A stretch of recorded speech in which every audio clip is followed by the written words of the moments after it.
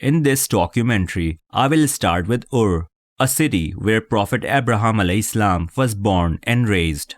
Then I will take you to Babylon, that used to be an ancient Mesopotamian city. From there we will go to Najaf, which was the new capital of Islamic world at the time of Imam Ali alayhi salam. Then we will go to Kufa, where Imam Ali is buried. It also has Wadi Al'Salam, which is the world's largest cemetery. From there, we will go to Karbala, where Imam Hussain alayhi salam and his companions were barbarically killed. The next stop would be Kazimain, where 2 Imams are buried.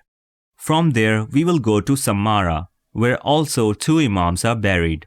This is also the place of Imam Mehdi alayhi salam, who would come to the world in the end and would fill the earth with peace. My last stop would be Erbil, the capital of Iraqi Kurdistan. Here, you will see the Citadel of Erbil, which is considered as one of the longest continuously inhabited sites in the world. All along my trip, I will take you to countless places of interest. Enjoy!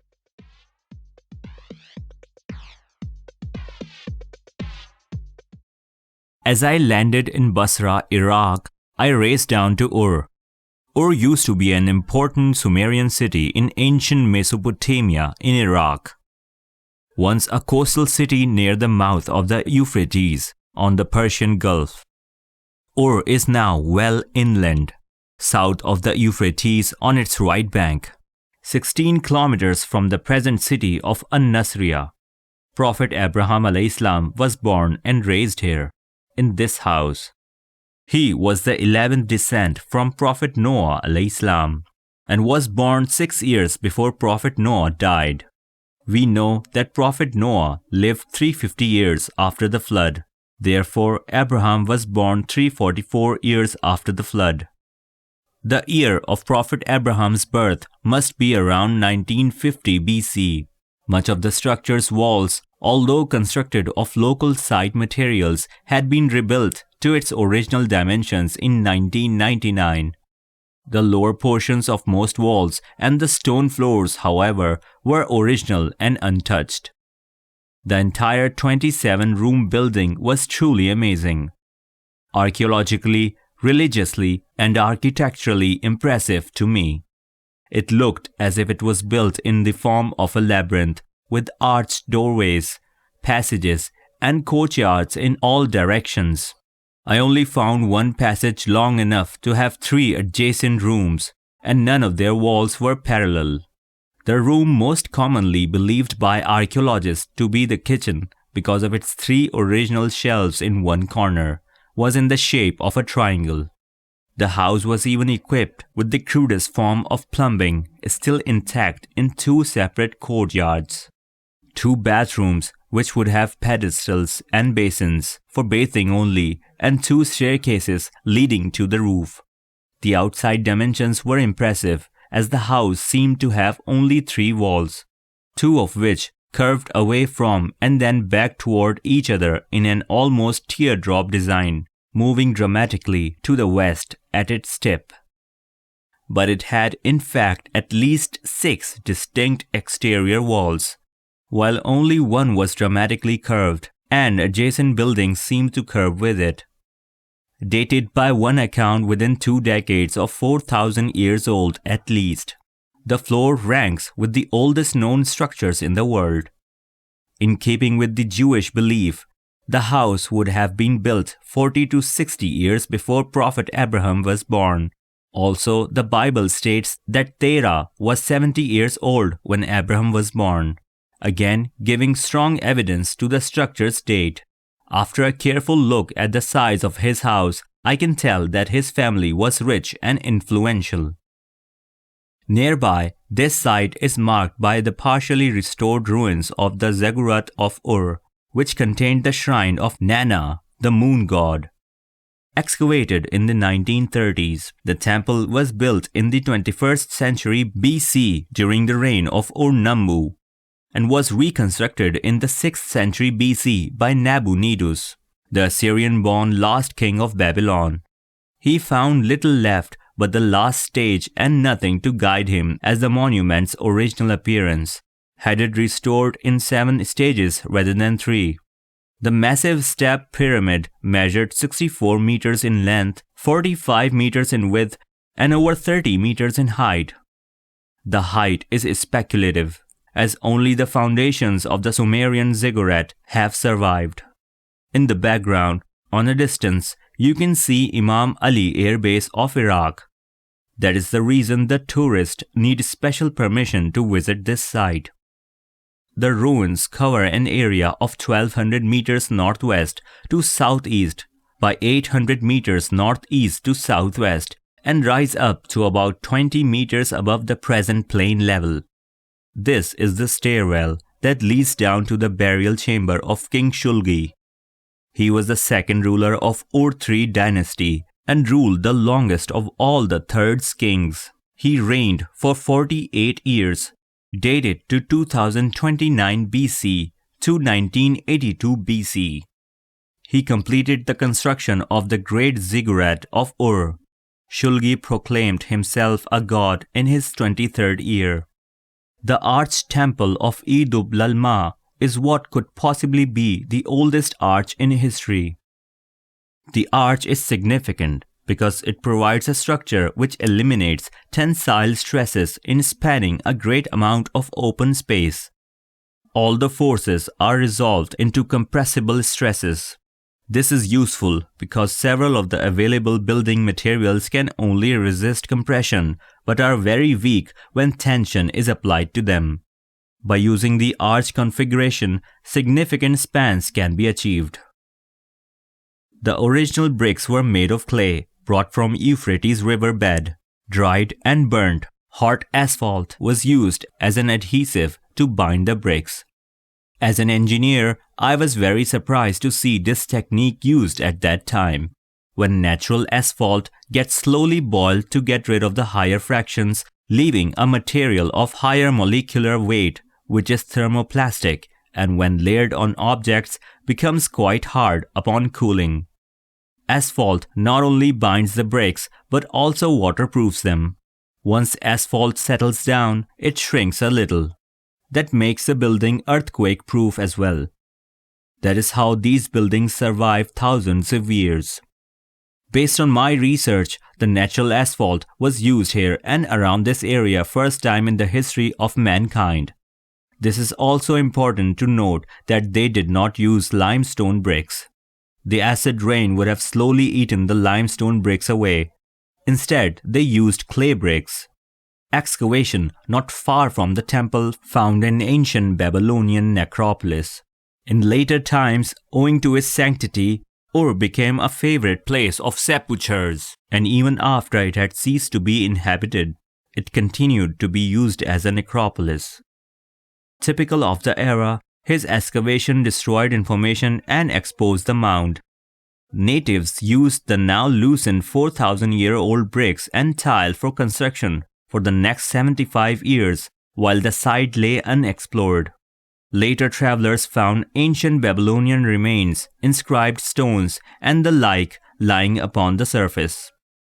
The site was considered rich in remains and relatively easy to explore. Excavations from 1922 to 1934 by the British Museum and the University of Pennsylvania uncovered a total of about 1,850 burials, including 16 that were described as royal tombs containing many valuable artifacts, including the Standard of Ur. Most of the royal tombs were dated to about 2600 BC. The finds included the unlooted tomb of a queen thought to be Queen Puabi. Many other people had been buried with her in a form of human sacrifice. Here, a small number of the tombs are accessible.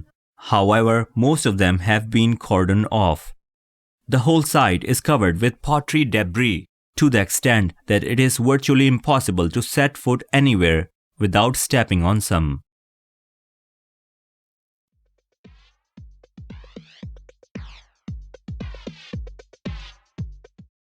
Nimrod Castle is about 320 kilometers away from the Ur. Once we arrived at the entrance, there is a mosque with a beautiful green dome. Here, visitors can pray before and after visiting the castle ruins. A sandstorm had just started and I had to clean up the camera lenses every few seconds. As the storm could be very dangerous, we had to hurry up as well. That is why I couldn't get a good quality video. It is not much here to see except the ruins. Therefore, let me continue with the story of Prophet Abraham alayhi. At that time, the king of Babylon used to be Nimrod, and in this temple, people used to consider idols as gods. According to history, Prophet Abraham's father, Sarah, died in his childhood. His uncle, Azar, raised him. Azar was a well-known idol sculptor. From an early age, Abraham felt repulsion towards the idols. At the age of 16, he came up with a plan. He knew that a big celebration was coming soon, where everybody would leave town for a big feast on the riverbank. After making sure that nobody was left in town, Abraham went towards the temple, armed with an axe, and destroyed all the statues except one, the biggest of them. He hung the axe around its neck and left. When people returned, they were shocked. They brought Abraham to the temple and asked him, "Are you the one who has done this to our gods?" Abraham said, "No, this statue, the biggest of them, has done it. Ask him." "You know well that these idols don't speak," they said impatiently. Abraham said, "Then how come you worship things that can neither speak nor see, nor even fend for themselves?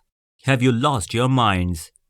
They kept silent for a while, then started yelling at him and shouting, "Burn him! Burn him! Take revenge for your gods!" The decision to burn to death was affirmed by the priest and the king of Babylon, Nimrod.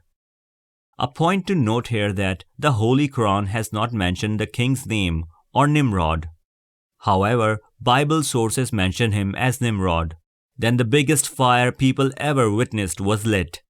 Abraham's hands and feet were chained, and he was thrown into the fire.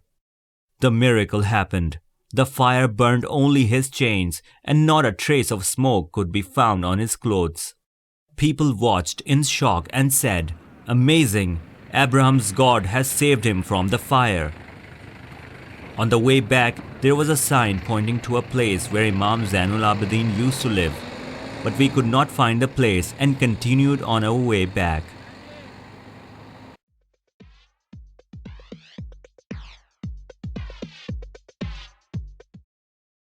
Babylon used to be a magnificent city of ancient Mesopotamian plain between the Tigris and Euphrates rivers. This is perhaps the oldest city in the world. Babylon is rich in historical and archaeological significance. According to historians, this city used to be the largest city during 1770 BC to 1670 BC.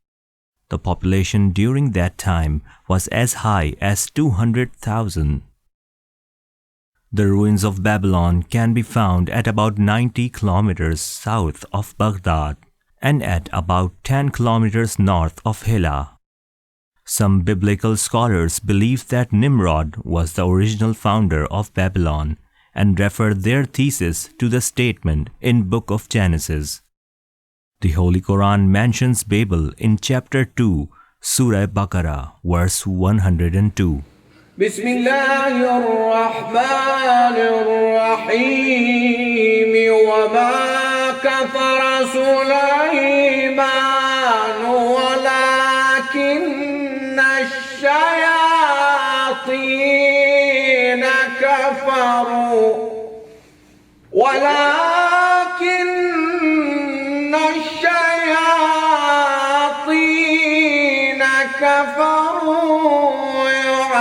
يعلمون الناس السحر وما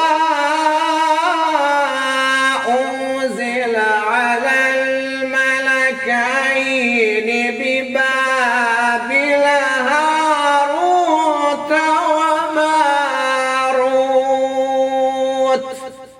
It was not Solomon who disbelieved, but the devils disbelieved, teaching people magic and that which was revealed to the two angels at Babylon, Harut and Marut. This is the original processional way, the oldest bitumen paved street of Babylon. 1.5 kilometers long, a massive avenue that used to lead to the Ishtar Gate. On the left you can see Nebuchadnezzar's palace with its gigantic entrance and walls, at the bottom of which the top part of the ancient temple can still be seen. The bottom 2 meters is original, as you can see the bitumen used in construction. The top part is reconstructed by Saddam Hussein. You can see old wall decorations of bulls, symbol of Adad, god of storms and dragons, symbol of Marduk, the chief god. The dragon here is a composite animal with the physical attributes of snake, lion and eagle. These brick reliefs are not glazed, as the beautiful glazed brick panels figuring bulls, giraffe, eagle, dragons and lions. Walking further in, we reach a slightly lower place with a tall and narrow entrance. Entering this pitch black cellar, we all go blind for a few seconds while our eyes are getting used to the small ray of light filtering in. The air is somehow fresh, and if you can bear the smell, it is worth getting in a bit more to look at the brick structure from inside. This room used to be a cellar where the food was kept, for sure the coldest place of the entire Babylon. This labyrinth is believed to have been constructed as a defensive barrier, allowing to slow down invaders while the guards could remain on the top part of it and thus easily defend the entrance to Babylon. Victorian archaeologists excavated some of Babylon's treasures. Those treasures can only be seen in German, French and British museums. The enormous and elaborate Ishtar Gate survives today in the Pergamum Museum in Berlin. A small museum has been constructed behind the gate. Nebuchadnezzar's southern palace, which is 190 by 300 meters, is situated on the west side of this major street, made up of 5 courtyards, each surrounded by halls and a diversity of chambers, one of which is the throne room, which is 52 by 25 meters. Here you can see a large entrance that leads to roofless room. My guide told me that the folks here, while walking by, would determine time of the day by the sun rays. That is the hole in the wall, where they used to place oil lamps. I found 2 original doors of a size of about 6 meters by 1.5 meters. The doors' carvings, including that of a stone grain mills. Unless someone takes care of these doors soon, they will perish by the environmental elements. The city itself was built upon the Euphrates and divided in equal parts along its left and right banks, with steep embankments to contain the river's seasonal floods. Babylon grew in extent and grandeur over time, but gradually became subject to the rule of Assyria. Amorites were at first nomadic. However, Babylon rose like a great city to Sumerian authority in Mesopotamia under Amorite kings. Babylon itself became major city-state as the capital of the great Amorite soldier, the famous king, lawgiver and social reformer, King Hammurabi. With a code of common law and a king with genuine concern for the well-being of his subjects, an unusual feature in those times. During the reign of Sennacherib of Assyria, Babylon was in constant revolt, led by Mushezib-Marduk. In 1689 BC, its walls, temples, and palaces were razed to suppress the revolt. In 652 BC, Babylon was besieged by the Assyrians and starved into surrender. Under Nabopolassar in 626 BC, Babylon threw off the Assyrian rule and became the capital of the Neo-Babylonian Empire. With the recovery of Babylonian independence, a new era of architectural activity ensued, and his sons Nebuchadnezzar II, 605 to 562 BC, made Babylon into one of the wonders of the ancient world.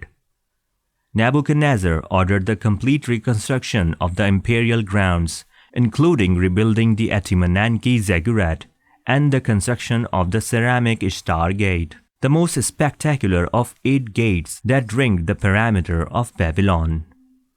Most of Babylon's existing buildings belong to his era. Among the more important works of King Nebuchadnezzar II is that he continued his conquests east and west and established an empire that was strongest known in history.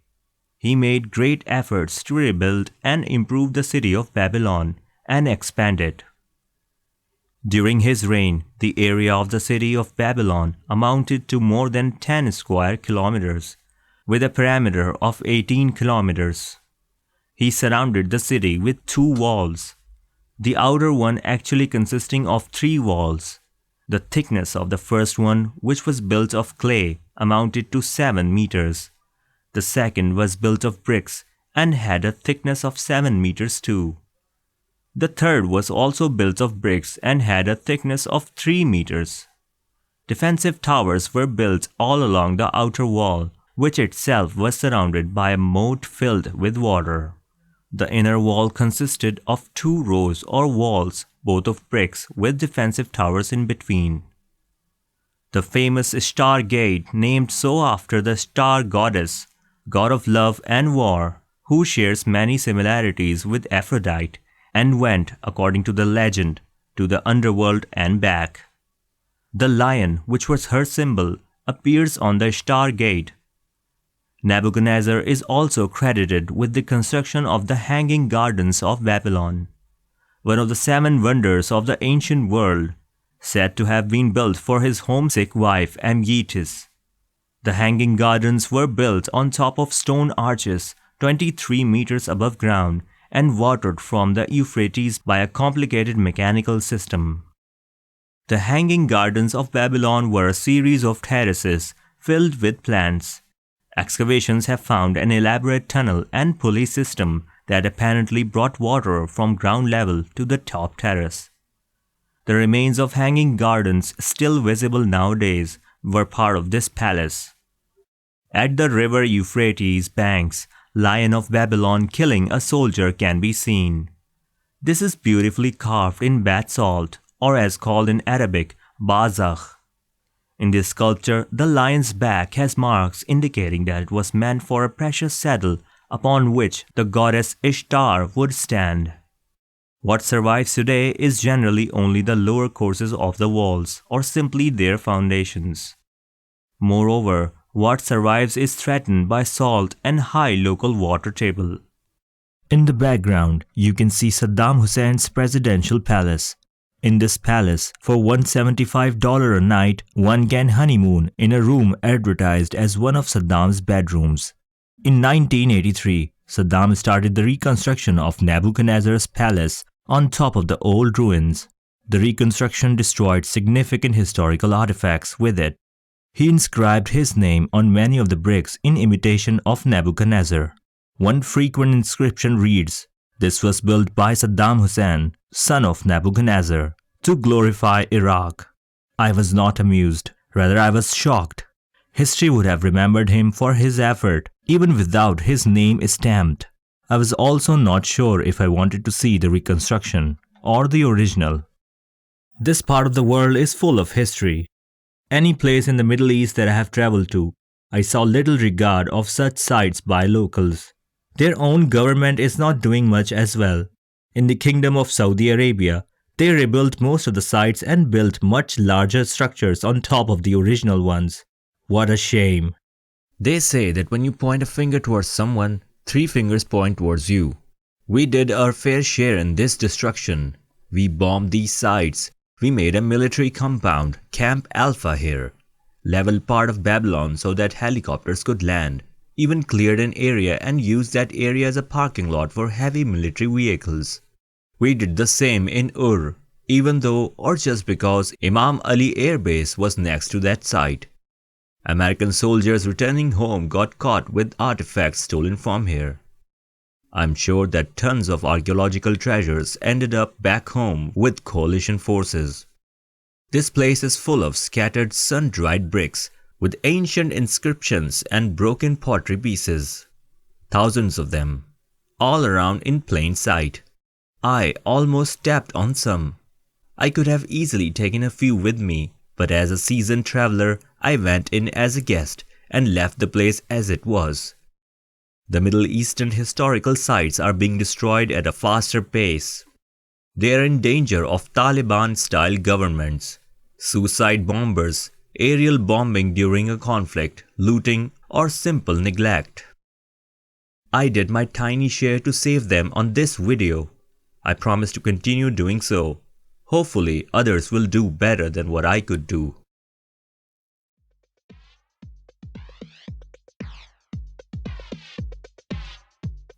Hilla is located in between Kufa and Karbala near river Euphrates. This is the tomb of Prophet Job alaihis. He was a wealthy man with large flocks of sheep and a lot of land. He had many children and was well respected by his people. Prophet Job was generous with his wealth, confident of his patience and steadfastness. God tested him, causing him loss in his property, wealth, and children. He also began to lose his health, being afflicted with a severe disease. Finally, he was exiled from his community and had to leave the town. Yet, Prophet Job continued in turning towards God and would cry. Eventually, God relieved him of the misery that he was in. Prophet Job struck the ground with his foot and a stream of water came out. When he washed himself with the water, he saw his sickness disappear and he returned to normal. Near Hilla, the two sons of Hazrat Muslim bin Aqil, Muhammad and Ibrahim are buried in the town of Musayyib. Muslim ibn Aqil was the messenger of Imam Hussain ibn Ali to the people of Kufa, while Aqil ibn Abu Talib was the brother of Imam Ali ibn Abu Talib. After Muslim ibn Aqil was martyred, Muhammad and Ibrahim were also arrested and were put into a dungeon. Muhammad was just 8 years old and Ibrahim was 10 years old. When the jailer learned to who they were, he let them escape. It was a dark night. They walked and found themselves by the side of the river Euphrates. They went up a tree to hide for the day. Just then, a woman came to the river to get water and after finding out who they were, took them home. When her husband Harith found out, he wanted to collect the reward which Ubaidullah ibn Zayd, the governor of Kufa, had offered to anyone capturing the children. In the morning, Harith dragged them to the river bank, decapitated them with his sword, threw the bodies in the river, and took their heads to Kufa for the reward. About 30 kilometers from Hilla, in the town of Sura, this is the grave site of Hazrat Qasim ibn Imam Musa Kazim alaihis. Since Abbasian caliphs were out there to get rid of the progeny of Imam Musa Kazim alaihis, his sons had spread in different places to hide. One of them was Imam Ali alaihis, who went to Mashhad, Iran. His daughter Fatima did the same and went to Qum, Iran. She is commonly known as Masuma Qum. Hazrat Qasim hid in this place, got married here, and never disclosed his origin until he died here in 808 AD due to illness. He was only 42 years old. Hazrat Qasim was a great scientist and a noble man of his time. One of his brothers was Hamza al-Sharqi. There is the shrine of Syed Ahmad bin Hashim. He is also known as Hamza al-Sharqi. His shrine is located in Hamza al-Sharqi town of Davaniya province and is about 20 kilometers south of Hilla. Inside this serene place, the glass tiles work is very mesmerizing. This is the shrine of Hazrat Imran bin Imam Zainul Abidin alaihis. It is located 5 kilometers north of Hilla on Babylon Road.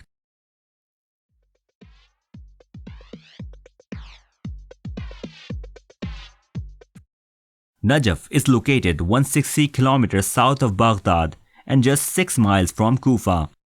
This is the burial place of Imam Ali alaihis, following his martyrdom and murder at the hands of Ibn Muljim. As in accordance with his last will, Imam Ali was buried in an unknown area near Kufa. The traces of his burial were removed due to the hostile attitude of Umayyads towards him. His grave remained hidden for some 75 years until Imam Jafar al-Sadiq alaihis pointed it out during the Abbasid regime. Then the Shayan Ali knew of it and began to make visitation to his grave. Nowadays, the shrine is the third holiest in the world for Shia Muslims and a major place of pilgrimage. The mausoleum itself is breathtaking. It is resplendent in gold with 7,777 tiles of pure gold covering the dome and two 35-meter-high golden minarets, each made of 40,000 gold tiles. The predominant color of the exterior is bright shining gold, and the entire exterior of the mausoleum is inlaid with a mosaic pattern of light powder blue, white marble, gold again with an occasional splash of Middle East rust. Inside, the mosque is decorated with neon lights, reflecting off mirrored tiles and hammered silver walls. Sheltered in the mosque is an often looted treasury of precious objects donated by sultans and other devotees over the years. All his life, Imam Ali Alaihissalam put in emphasis to acquire knowledge. He used to say, "Ask me whatever you like before you lose me." I would like to mention some sayings of the Imam from Nahjul Balagha.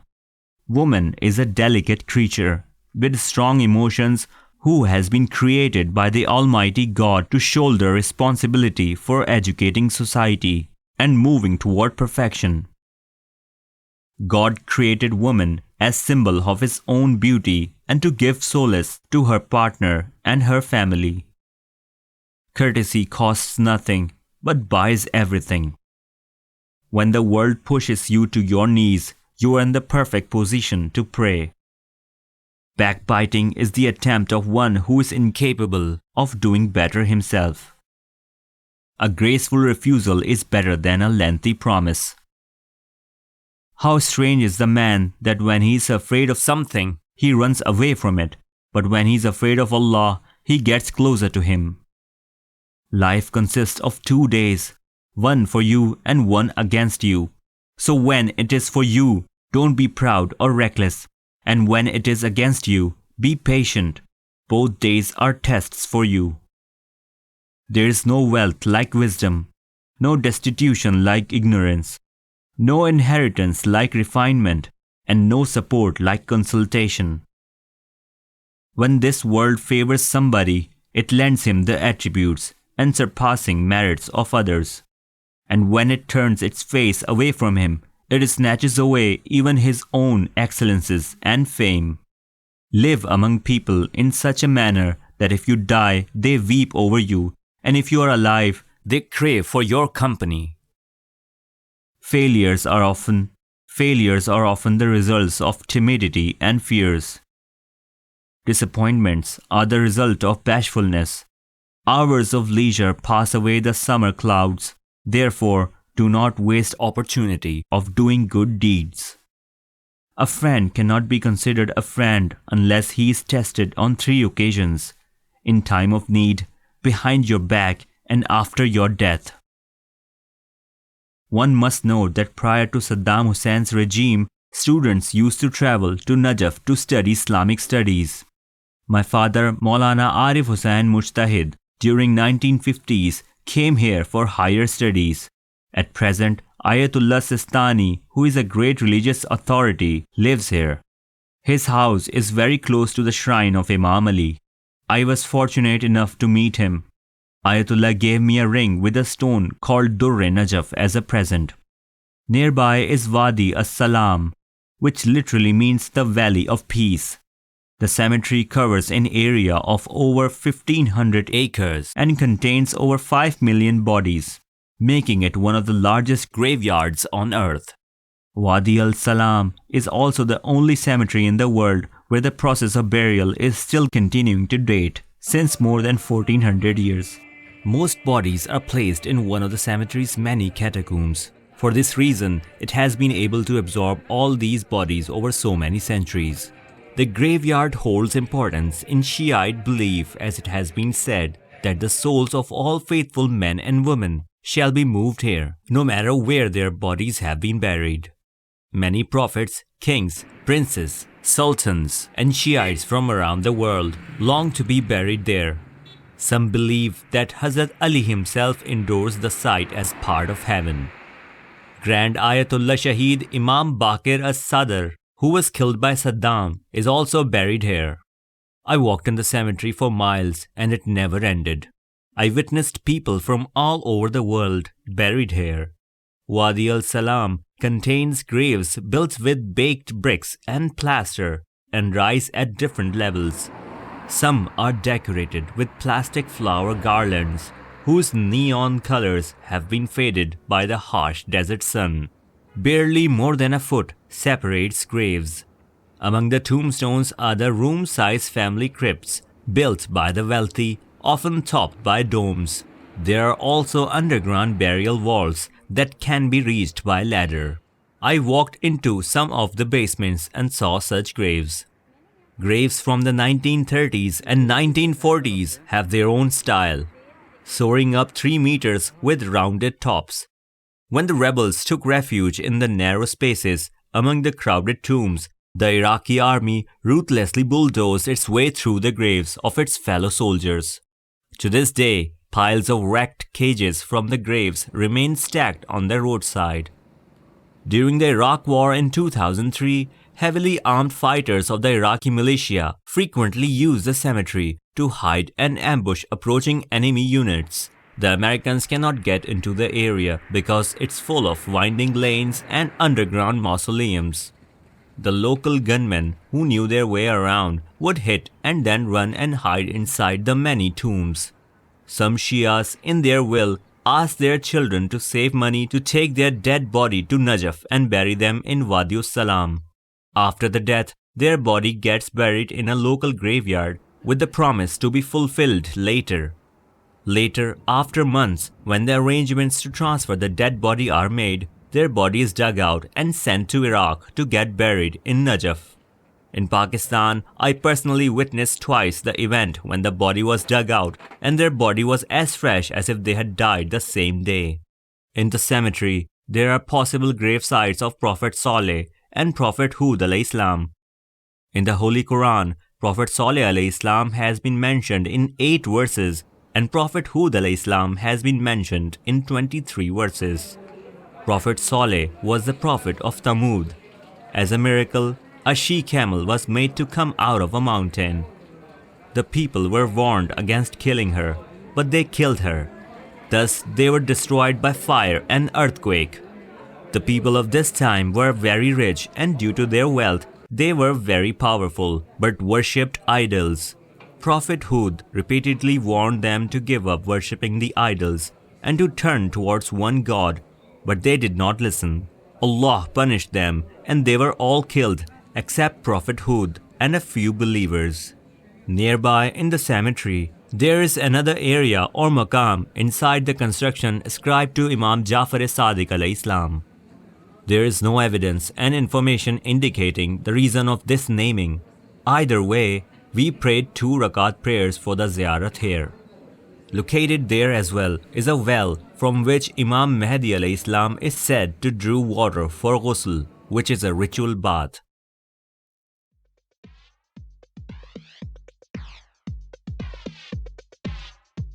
As we arrived in Kufa, a sandstorm was on the horizon.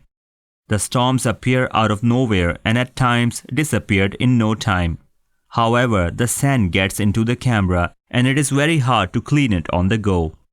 Either way, our first stop was the house where Imam Ali alayhi salam, along with his family, used to live during his caliphate years.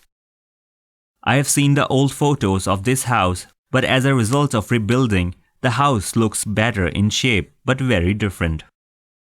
Until then, Medina in Hijaz used to be the governmental headquarters. Imam Ali made Kufa in Iraq the new capital for pragmatic, idealistic and strategic reasons. Medina was the cradle of Islamic culture and civilization. Imam Ali was anxious to save Medina from the havoc of civil strife like the one which had ended in the murder of third caliph, Hazrat Usman radiyallahu ta'ala anhu. He did not want Medina to become the locale of political disturbances at any time, and he wanted to save the city of the Prophet from destruction. besides Kufa in Iraq had a more central location. After Jang-e-Jamal, or the Battle of the Camel, that was fought in Basra ended, and when law and order had been restored in Basra, he appointed Abdullah bin Abbas as its new governor and left for Kufa. On January 4, 657 AD, 7 months after taking charge of the government, Imam Ali arrived at the gates of Kufa. He first went into the great mosque, offered a prayer, and then delivered a speech. The people of Kufa requested Imam Ali to stay at Darul Amara, or the governor's palace, but he did not agree. Instead, he chose this unpretentious house for his residence. Unfortunately, only after 4 years, on January 28, 661 AD, as a result of an assassination, he died in this house. His ablution was also performed in this house in this room. Muhammad Latif Ansari of Pakistan, a contemporary historian, has pointed out in his History of Islam that just as Abu Jahl and Abu Sufyan were responsible for the migration of Prophet Muhammad ﷺ from Mecca to Medina, so was the latter's son, Muawiyah, responsible for Imam Ali's migration from Medina to Kufa. In the back of the house, the ruins of Darul Amara can be seen. It was here where, after the heinous events of Karbala, Imam Hussain alaihis and his companions' heads were brought to the governor Ibn Zayd. Imam's family members were also brought here, who were chained together. Ironically, Ibn Zayd's head was brought here as well, in front of then-governor Mukhtar-e-Thaqafi, who took revenge of Imam Hussein's murder. Next to Imam's house in the Grand Mosque where Imam Ali used to lead prayer and deliver speeches, several of his sermons delivered here can be found in the book Najul Balagha. On January 26, 661 AD, he started the dawn prayers here. It was the month of Ramadan and he was fasting. When he went into the prostration, a Kharjite, Abdullah Rahman bin Muljam, wounded him with his poison-coated sword on his head. When the sword struck him, Imam uttered, "By the promise of Lord of Kaaba, I am successful." People picked him up and tied a cloth to his wound. The fact of the poison was spreading in Hazrat Ali's body. His sons Imam Hassan and Imam Hussain alaihis wrapped him in a blanket and carried him home. Imam Ali ordered his followers not to attack the Kharjites, instead stipulating that if he survived, Ibn Muljam would be pardoned, whereas if he died, Ibn Muljam should be given only one equal hit, regardless of whether or not he died from the hit. The assassination attempt by Kharjites became successful, and as a result, he was martyred 2 days later. There was no match of Hazrat Ali in his devotion, generosity, bravery, courage, and character. His virtues are an example to mankind, and no words match in expressing them. In the courtyard of this grand mosque, there are several places to visit. Those are Maqam-e Prophet Adam alayhis, Maqam-e Prophet Noah alayhis, Maqam-e Prophet Noah's Ark, Maqam-e Prophet Abraham alayhis, Maqam-e Prophet Muhammad sallallahu alayhi wasallam, Maqam-e Angel Jibreel alayhis, Musalla Imam Zainul Abidin alayhis. It also contains the graves of Amir Mukhtar al-Thaqafi, who took revenge from Imam Hussein's killers, Hani ibn Urwa, who was host to Hazrat Muslim bin Aqil in Kufa, and Muslim bin Aqil, the first martyr of Karbala. On my next trip, most of these places were renovated, and their appearance was totally changed. Right across Imam Ali alayhis shrine, there is a shrine of Bibi Khadija. She was Imam Ali's daughter with a slave girl, from either Bibi Humya or Bibi Shuaib. Misam-e Tammar was a slave. Imam Ali purchased him and set him free. He used to sell dates in Kufa market, and on this account he was known as Misam-e Tammar. Misam became one of the top scholars of his time for explanation of Quranic verses. Once Imam Ali told Misam that he would be hanged on account of his love towards the Imam, and showed him the tree as well. The prophecy came true as on 22nd of September 680 AD, Ubaidullah ibn Zayd hanged him from the same tree for the love of Imam. This is the shrine of Hazrat Kumail. He was a great friend of Imam Ali. He is recognized for preserving Imam Ali's teachings, one of which is Dua Kumail. At the age of 84, he was ordered by Hajjaj to get beheaded for his love of Imam Ali.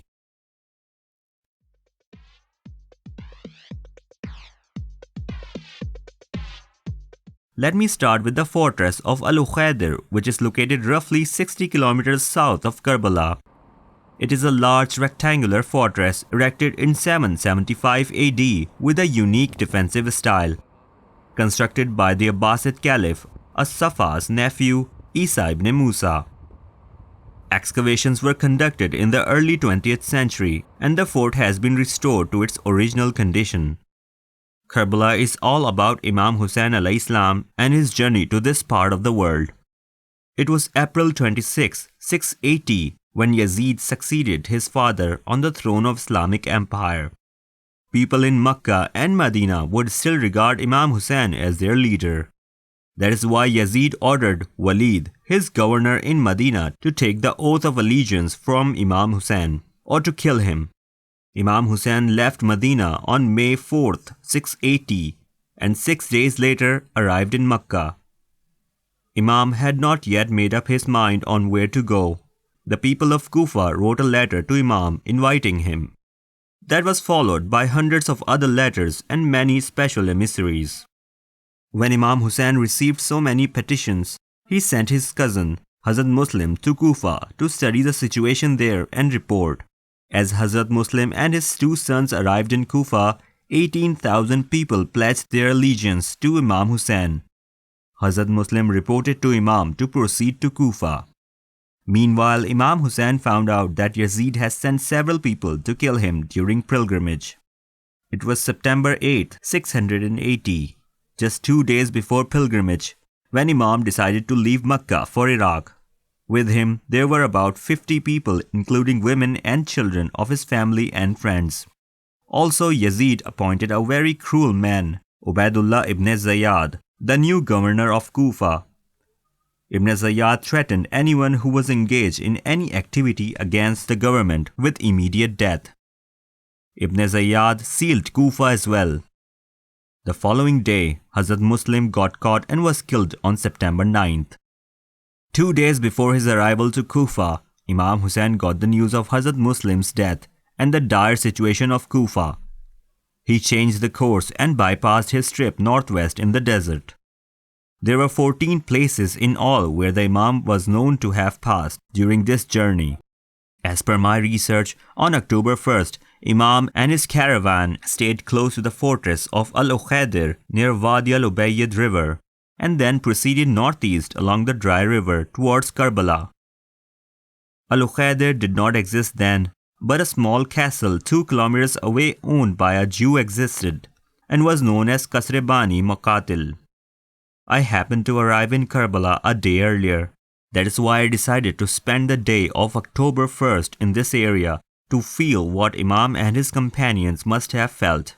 The air temperature was 88 degrees Fahrenheit high and was 50 degrees Fahrenheit low. It was not that hot per se, but the dry condition made me very thirsty all the time. I had to drink water every 15 minutes. I expected the soil to be sandy, but I was surprised to see clay. I found this area to be very arid. Anywhere I traveled in Iraq, I saw wild camels. In this area, there were none due to the lack of natural food source for them. I kept on thinking to how Imam must have crossed this desert in such conditions. How Imam and his companions must have been thirsty during the days and cold during the nights. Eventually, on October 2nd, Imam Hussain alaihis arrived on the land of Karbala and camped near a tributary of river Euphrates known as Al-Qama. Hordes, 1,000 soldiers surrounded the Imam's camp and ordered the Imam and his entourage to leave the river bank and pitch their tents away from it. Then Imam moved his tents and placed in this area. Umar bin Saad got appointed as the commander of Yazid's army and arrived in Karbala on October 3rd. Meanwhile, tribes of Bani Asad sent a sizable force to help the Imam, but Umar bin Saad forced them to return. It is interesting to note that even today, each year, tribes of Bani Asad come to Imam Hussein's shrine in large groups, asking for forgiveness for not helping him out. 3 days later, Shimr arrived with another 4,000 men. On several occasions, Imam Hussain and Umar bin Saad met at this location to find a solution, but each time Imam Hussain declined the oath of allegiance to Yazid. Later that night, a letter was sent to Ubaidullah bin Zayyad, informing him that Umar bin Saad may have a soft corner towards Imam Hussain. This resulted in the appointment of Shimr as the new commander of Yazid's army. On October 7th, all water supplies got stopped for the Imam's party. On 8th, there was no water left in the camp. On the afternoon of the 9th, Yazid's army moved forward in a formation to attack. Imam was informed that orders were from Kufa to commence fighting and finish off with the family of the Prophet. Imam met Umar bin Saad the last time and asked them to give them a stay of 1 night, and it was granted. Meanwhile, a few people managed to arrive individually from Kufa to help the Imam. In the night, Imam met with all his companions and asked them to leave because the death is certain. No one left. The children were dying due to thirst, and that night, Imam sent Burair Hamadani to the river with a few people to bring the water. After a fierce battle, he succeeded in bringing a small amount of water to the camp. Later, due to the fear of Yazid's army attacking in the night, the Imam's companions dug a trench around the back of the camp. At this place known as Al-Fustat, Imam Hussain alaihis placed a temporary tent to bring martyred ones. It lies between the Imam's martyrdom site and his camp. This newly constructed Husainiya Imam al-Asr al-Pakistani is also a part of the famous Al-Fustat. It was also for bringing wounded ones as well and take care of their wounds. Interior of this mosque reflects Pakistani-style Imam Bargah with flags, murals and paintings. On the morning of November 10th, Imam Hussain made his brother Abbas as the flag bearer of the tiny army consisting of 79 men, whose ages were ranging from 80 to 14. Suddenly, Hur ibn Yazid al-Riyahi, along with his brother, 2 sons, and about 27 soldiers deserted Yazid's camp and joined Imam's camp, knowing fully that they would surely perish. Imam did not give orders to commence fighting until arrows came from the enemy camp. Since Hur was the leader of the contingent who brought the Imam's party to Karbala, he asked Imam's permission to fight for him first. After the permission was granted, he went over to fight. Overwhelmed by the numbers on the other side, he soon got killed. Later on, his brother and sons went to fight and got martyred. Afterwards, Hur's tribesmen took away the bodies of Al-Hur, his sons and brother, and buried them at their village that is about 9 kilometers west of Karbala. Upon his martyrdom, Imam Hussain said, "Hur, as your mother has named you Hur, meaning a free man, you are a free man in this life and thereafter."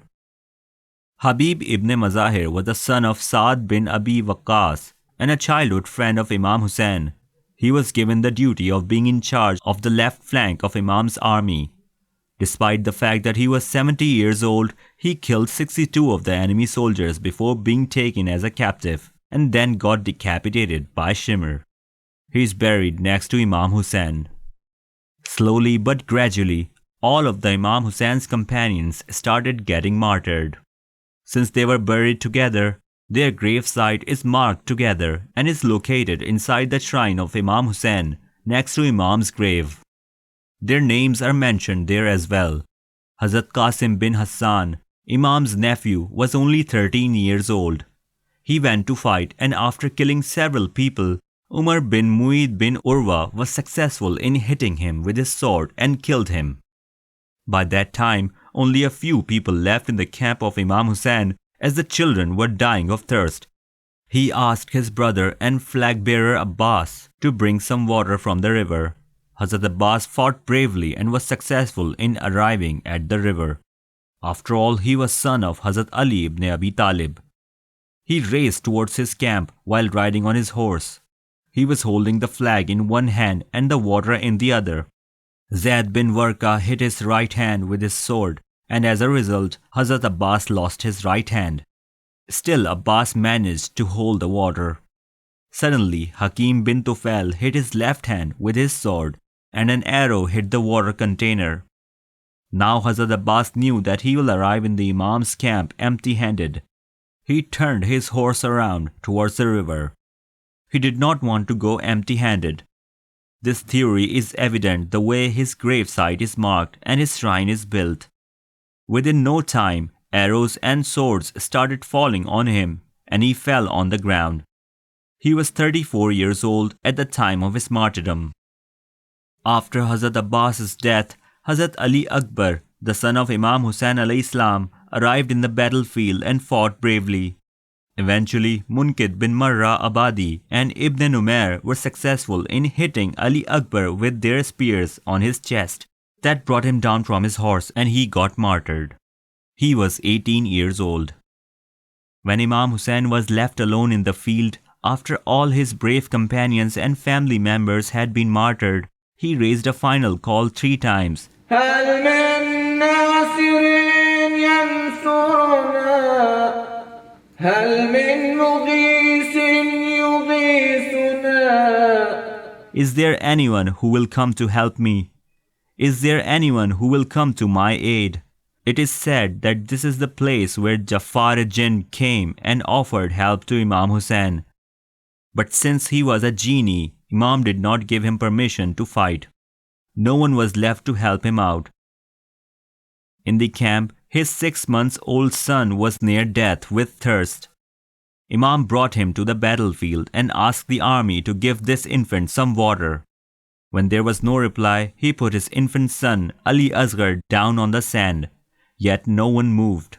Finally, as Imam was lifting his infant son from the ground, Hurmala threw an arrow in such a way that the arrow went through Ali Asghar's neck and death came instantly. His mother cried and said, "One has to be old enough to get slaughtered. Would anyone slaughter a child of this age?" فصل لربك وانحر. Imam took his infant son's body in the back of the camp and buried him there, in the hope that the enemy will not find it. It is said that before he buried the toddler, he moved 7 steps back and forth, saying,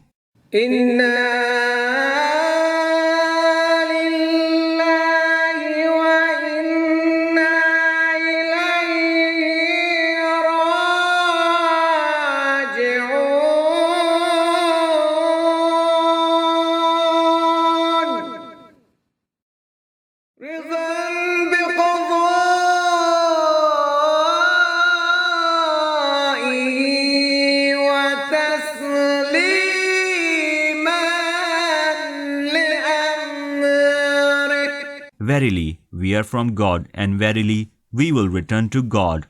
I accept your decision." Al-Quran, Surah Al-Baqarah, verse 156. Unfortunately, the next day, enemy found out the gravesite and dug the infant's body out with a spear. This infant's head was also decapitated, along with the other martyrs, and was placed on a lance. After burying his infant son, Imam Hussain came to the tent and said last salam to the ladies. As he arrived to the battlefield, he delivered his final speech towards the enemy. He said, "O people, do you recognize me? Am I not the son of the Apostle of God? Do you know that my mother is Fatma Zahra, the daughter of Apostle of God? And my grandmother is Lady Khatija, who was the first to embrace Islam? Is not Hamza, the chief of the martyrs of Islam, one of my uncles? O people, do you recognize this turban on my head? Is it not the turban of the Holy Prophet and his sword in my hand? Do you know that my father Ali ibn Abi Talib was the first among men to join the Holy Prophet in the faith Islam, and he was the most learned and the most forbearing of all men, and was the Mawla, or the master of all men and women? Then why do you make lawful the shedding of my blood?" Umar Saad cried out, "Yes, we know who you are, but we will kill you." Then he said to his soldiers, "Do not fall victims to Hussein's oratory. Kill him." Imam replied, "You are determined to fight me then. I will fight you. I do not fear death. Death to me is sweeter than dishonor. Now I shall let you witness the valor of the son of Ali ibn Abu Talib." Imam Hussain took his sword out and began to fight. Initially it was 1-1, and even though Imam Hussain was thirsty, tired, wounded and grieving, and successfully killed all of his opponents, Umar Saad sent all of his best warriors against Imam, but they all perished. No one dared come near our Imam. Imam stands on his stirrups and casts his eyes to where Hazrat Abbas's dead body laid, and murmured, "Abbas, did you see the battle of your brother, the thirsty and broken-hearted?" In this situation, Umar Saad ordered to shoot arrows from all sides. It is narrated that Jibreel appeared and said to Imam, "O Hussain, God is pleased with your bravery. The moment has now arrived for you to save Islam with your life."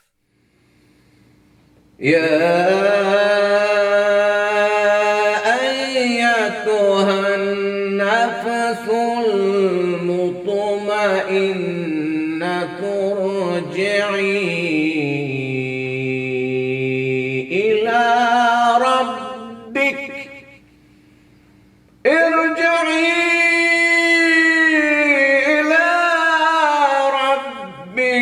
راضية مرضية. But thou soul at peace, return unto thy Lord, content in his good pleasure. Surah Al-Fajr, verse 27 and 28. As arrows were coming from all directions, Imam Hussain returned the sword into the sheath and lowered himself on the horseback. Abu al-Hatwa Jafi hit Imam on his head with an arrow. As Imam was taking the arrow out, an arrow hit his chest. Then Saleh bin Wahab hit Imam with a spear that went sideways.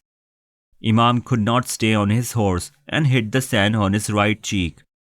The day that started with Ali Akbar's adhan ended at Imam Hussein's prostration. As Imam was getting up, Vera bin Sharik hit Imam's right hand with a sword. Imam fell on the sand again. Sanan bin Anas hit Imam's ribs with a spear and again on Imam's chest.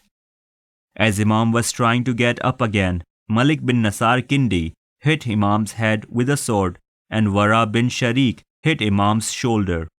Hasin bin Numair hit Imam's face with an arrow. Abu Ayyan Ghanvi hit Imam's neck. Nasr bin Harsha hit Imam's body with a sword. And Saleh bin Wahab hit Imam's chest with a spear. Then Shimr bin Zil Joshan stood on Imam's chest and decapitated Imam's head and mounted his head on a lance. At the time of his martyrdom, Imam Hussain was 56 years old. It is narrated that Imam Hussein's sister Bibi Zainab was watching the fight from a small hill. That hill is later called Tilla Zainaba. The cruelty did not end there. Akhans bin Mursad took Imam's turban. Ishaq bin Hushara took Imam's shirt.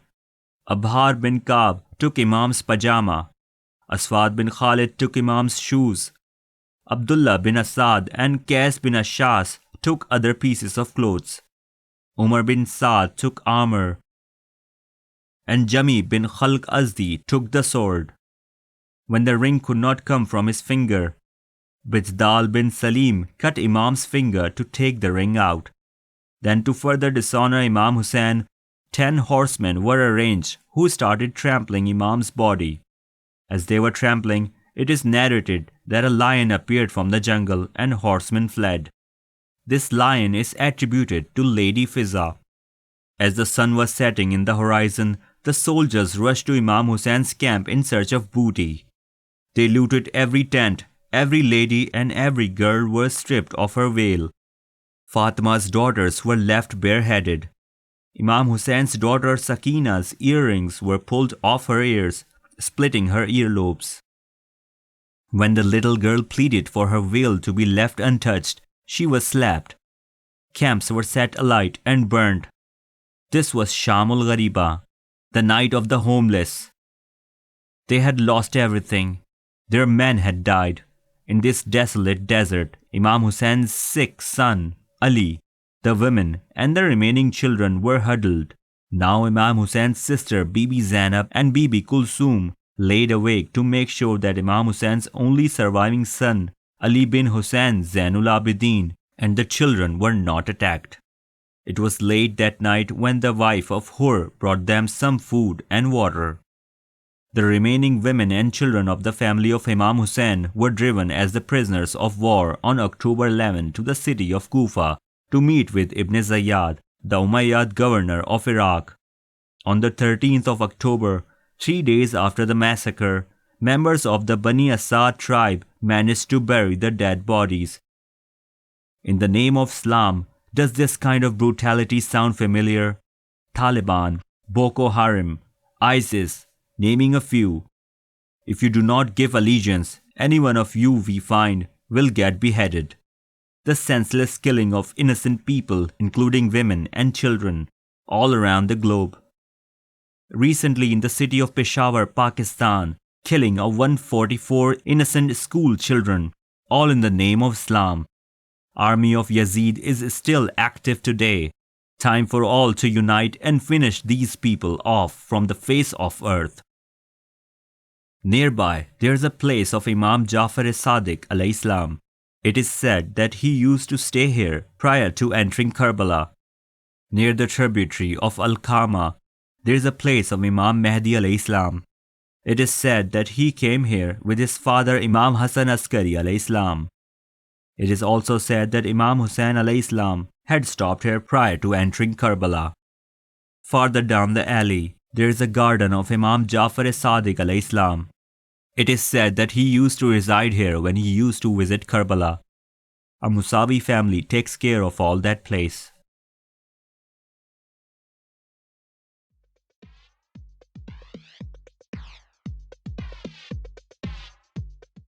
The Al-Kadhimayn Mosque is located in the suburb of Baghdad.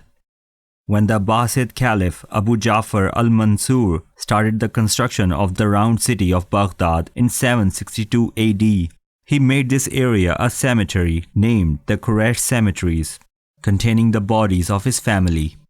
On 31st August 799, 7th Imam Musa bin Jafar alaihis was poisoned to death under the orders from Harun Rashid, the Abbasid Caliph.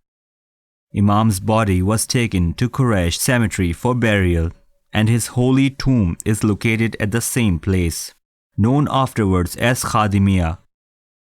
Later, on 25th November 835 AD, 9th Imam Muhammad al-Jawad alaihis, the grandson of Imam Musa al-Khadim alaihis, was murdered and buried next to his grandfather. Both are descendants of the Prophet Muhammad sallallahu alaihi wasallam. The area began to be increasingly inhabited following the burial of the two Imams. Also buried within the mosque are the famous historical scholars Sheikh Mufid and Sheikh Nasiruddin Tusi. Directly adjacent to the mosque are two smaller shrines belonging to the brothers, one of them Syed Razi, who compiled Nahjul Balagha, and another brother Syed Murtaza, also popular as Alam al-Huda, who was one of the greatest scholars of his time. The shrine has two domes coated with gold, each for one Imam. 4 large minarets along with another 4 petite minarets, each coated with gold, and has Kufic inscriptions. Canopied balconies, glinting mirror mosaics, lustrously glazed tiles, and floors of marble. Entering Kadhimayn shrine, one sees the galleries and cloisters. These galleries are decorated by ceramic tiles and their geometric engravings and Quranic verses. Upon reaching the sanctuary through massive wooden gates, there is an immense courtyard surrounded on the periphery by rows of rooms. Inside, the domes are lined with geometrically arranged mirrors reflecting a dazzle of light in beautifully designed and befitting patterns. On my last visit, just 3 days after we were there, one female suicide bomber blew herself up at the entrance. That explosion had caused several lives and extensive damage.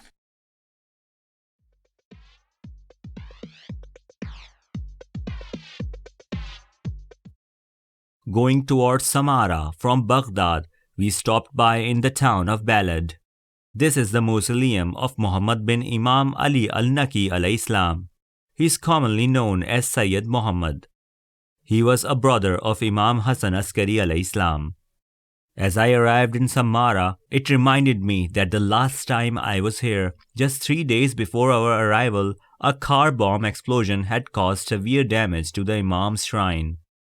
Al-Askariya shrine embraces the tombs of the 10th and 11th Imams.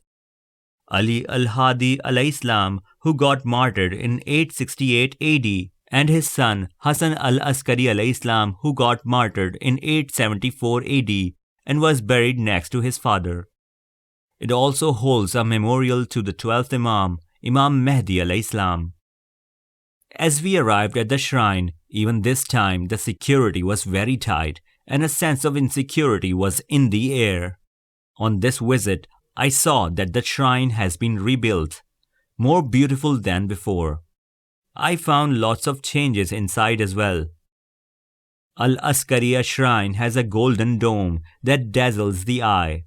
With a circumference of 68 meters wide and more than 72,000 golden pieces, it is one of the biggest domes in the Islamic world.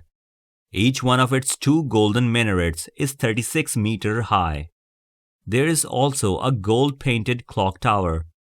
Looking inside the shrine, one can see the shrines of Imam Ali al-Naqi alayhi, his sister Hakima Khatun, Imam Hassan Askari alayhi, and wife of Imam Hassan Askari alayhi, Narjis Khatun, the mother of Imam Mehdi alayhi. Imam Hassan al-Askari was born in Medina on 7 September 829 AD.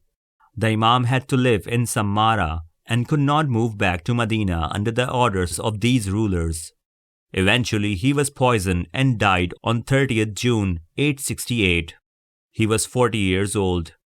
His son, Imam Ali al-Hadi, was born in Medina on 5th of December 846.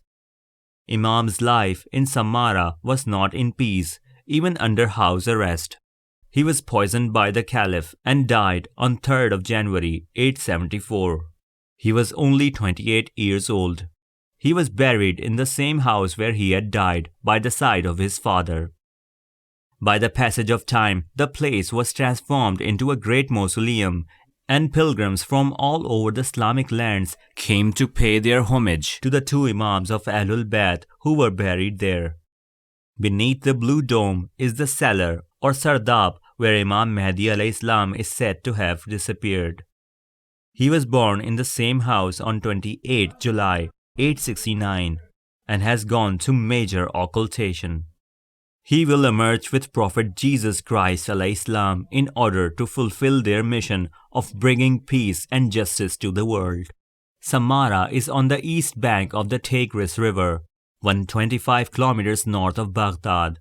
It is considered as the largest ancient city known in the whole world. The city was actually developed under Caliph al-Mutawakkil, who sponsored the construction of lavish palace complexes, including the great mosque of Samara, with its famous spiral minaret or malvia, built in 847. This structure was once the largest mosque in the Islamic world, built by using bricks and clay.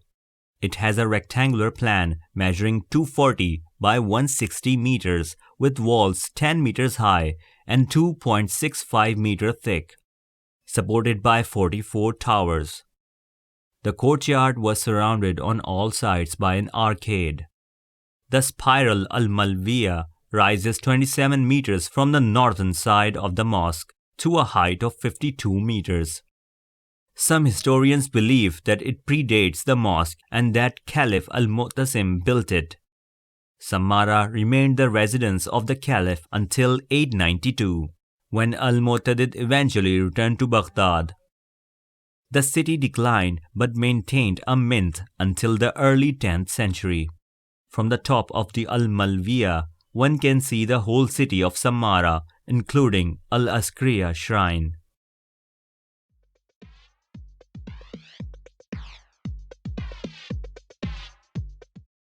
Finally, we are racing up north to reach Erbil. Our final destination in Iraq before crossing border into Turkey. Erbil, the capital of Iraqi Kurdistan, is the fourth largest city of Iraq with a population of approximately 1.3 million. Erbil can be dated back to at least 6000 BC. Today, the Kurds form the largest ethnic group in the city. Due to constant Persian influence, to me, Kurd language sounded less like Arabic and more like Persian. I also felt a little Turkish influence in Kurdish language. Kurdish use Persian alphabets as well, not Arabic. Their economy is also way better than that of the rest of Iraq. Erbil International Airport is one of Iraq's busiest airports and is located near the city. The name Erbil was mentioned in Sumerian holy writings of 3rd millennium BC. Later, the Akkadians and Assyrians rendered the name as Arabella, meaning four gods, and the city became a center of the worship of Assyro-Babylonian goddess Ishtar. It appears for the first time in historical sources during the Ur III period, and gained particular importance during the Neo-Assyrian period. During the Sasanian period and the Abbasid period, Erbil was an important center for Christianity.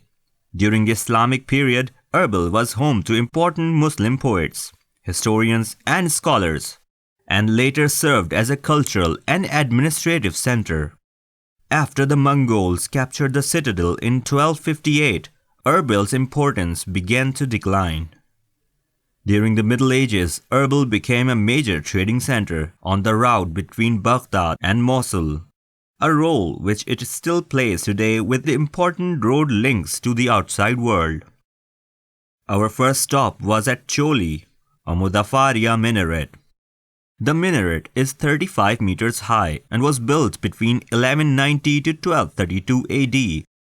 At some stage in its long history, the top section must have collapsed. Only half minaret is noticeable today. This lonely minaret is at a tilt and is the Erbilian equivalent to the Leaning Tower of Pisa. Some claim that Samri magician lies buried here.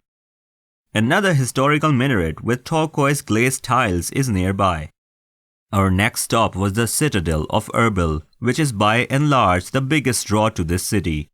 It is a tell or occupied mound in the historical heart of Erbil, rising between 25 meters and 32 meters from the surrounding plain. The buildings on top of the tell stretch over a roughly oval area of 430 meters by 340 meters, occupying 102,000 square meters.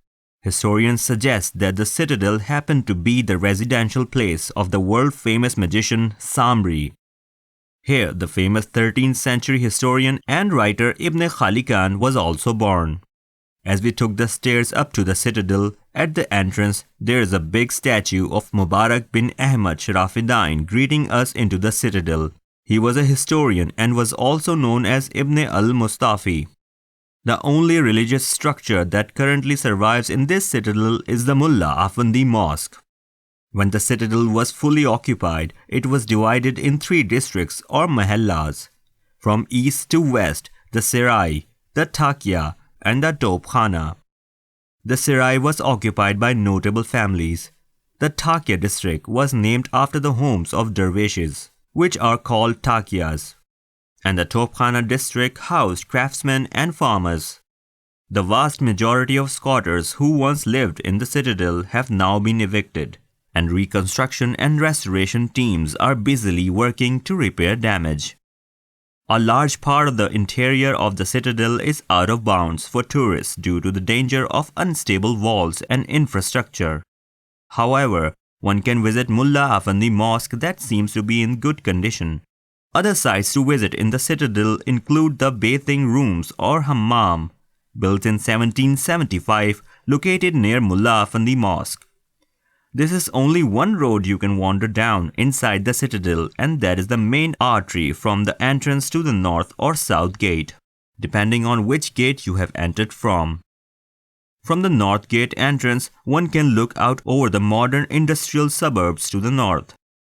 To the northeast, look out for the huge new mosque, the Jalil Khayat Mosque, which is modeled on the Blue Mosque in Istanbul.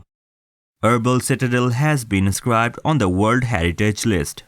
The citadel was built on layers of archaeological ruins, which represent consecutive historical settlements. Since the building of the first village in that place around the 6th millennium BC, Erbil Citadel is considered as one of the longest continuously inhabited sites in the world.